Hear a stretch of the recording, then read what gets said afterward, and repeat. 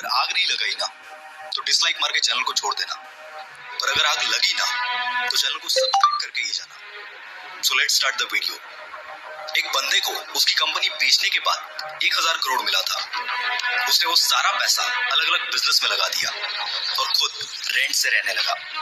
कोई पागल ही कर सकता है ना ऐसा, क्योंकि कोई नॉर्मल इंसान होता तो गाड़ी बंगला खरीदने में ही बहुत सारा पैसा खर्च कर देता।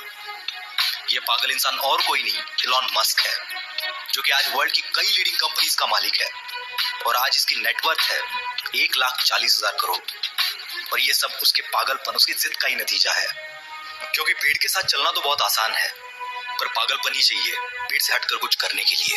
जिस बंदे को कभी उसकी भारी आवाज की वजह से रेडियो से रिजेक्ट कर दिया गया था, उसने जिद पकड़ी और वो मुकाम हासिल किया जिसके कई लोग सिर्फ सपने ही देखते हैं। जी हाँ, मैं बात कर रहा हूँ अमिताभ बच्चन की। उनकी पहली सुपरहिट मूवी जंजीर आने से पहले उनकी 17 मूवीज फ्लॉप हो चुकी थी। फिर भी उन्होंने अपनी जिद नहीं छोड़ी और आखिरकार कामयाबी को भी उनकी जिद के आगे झुकना पड़ा। विराट कोहली का भी एक ऐसा ही किस्सा है, जो कि क्रिकेट के लिए उसका पागलपन, उसकी जिद को बयां करता है। 2006 की बात है। विराट कर्नाटका में रणजी खेल रहा था और पहले दिन 40 रन बनाकर वो नॉट आउट रहा।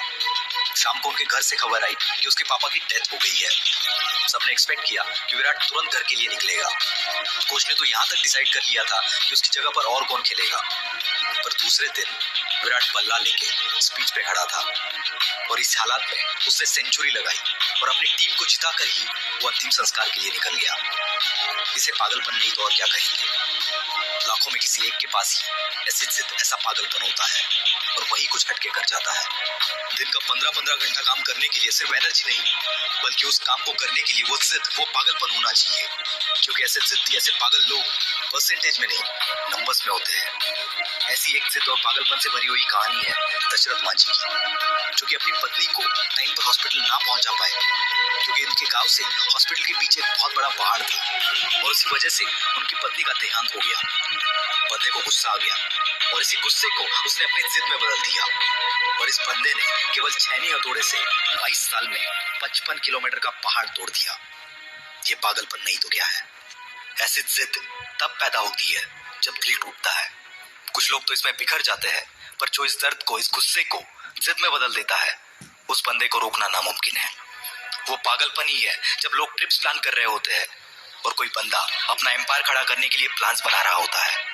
जब सब नौकरी ढूंढने के चक्कर में होते हैं, तब कोई पागल नौकरी देने की सोचता है और ऐसे ही पागल आगे जाके बिल गेट्स, स्टीव जॉब्स बनते हैं।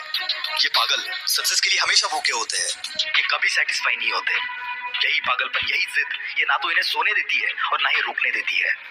एक जिद्दी इंसान कभी भी शांत नहीं बैठेगा, 1000 बार फेल होगा वो, पर उसकी जिद, उसका पागलपन उसे और एक बार ट्राई करने पर मजबूर करेगा। और ये तब तक मजबूर करेगा जब तक सफलता इसके सामने घुटने ना टेक दे। और यही पागल इंसान, यही जिद्दी इंसान इतिहास बना देता है। यकीन नहीं आता तो हिस्ट्री उठाकर देख लो। भला कौन बंदा 1000 बार फेल होने के बाद भी कोशिश करना नहीं छोड़ता? कोई पागल ही ना। और उसी कारण ये पागल जिद्दी इंसान दुनिया को रोशन कर देता है। जी हाँ, मैं बात कर रहा हूँ थॉमस अल्वा एडिसन की।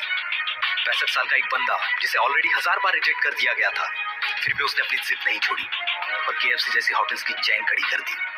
जिस बंदे को अंग्रेजों ने उनके होटल में नहीं आने दिया, उस बंदे ने जिद पकड़ी और दुनिया का सबसे बड़ा होटल ताज बना दिया।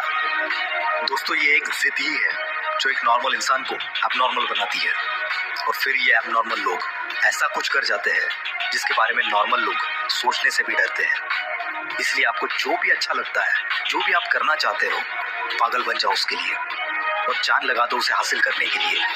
क्योंकि जब तक ये जिद, ये पागलपन आपके अंदर नहीं आएगा, तब तक आप नॉर्मल ही रहोगे। और अगर नॉर्मल रह के ही मरना है तो ऐसे ही जियो, पर एबनॉर्मल बनना है तो जिद्दी और पागल बनना पड़ेगा। वीडियो अच्छा लगा तो ही लाइक करना, शेयर करना और हमसे जुड़ने के लिए नीचे वाले लाल बटन को दबाकर चैनल को सब्सक्राइब जरूर करना। This is will power star signing off for the day.